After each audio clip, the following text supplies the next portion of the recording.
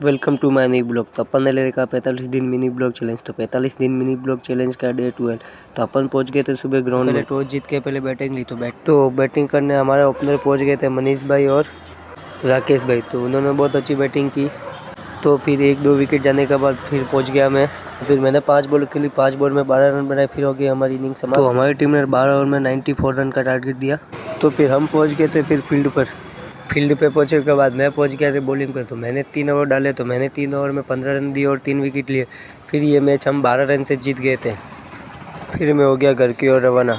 घर आने के बाद 1 घंटे बाद वापिस भाईजान का कॉल आ गया। तो मैं और करण भाई हो गए थे ग्राउंड की ओर रवाना। ग्राउंड में पहुंचने के बाद हमारा हो गया था टॉस। हमारी टीम की फील्ड आ गई थी। तो फिर हमारे फील्ड सेट होने के बाद सामने वाले भी टीम के ओपनर आ गए थे। ओपनर बैटिंग चालू होने के बाद सामने वाली टीम ने हमारे को 10 ओवर में 75 रन का टारगेट दिया। तो फिर ये मैच हम आसानी से जीत गए। तो फिर मैं हो गया घर की ओर रवाना। तो मिलते हैं नेक्स्ट ब्लॉग में। Thank you so much for watching. तो ब्लॉग अच्छा लगा तो लाइक करें, शेयर करें, कमेंट करें, सब्सक्राइब करें।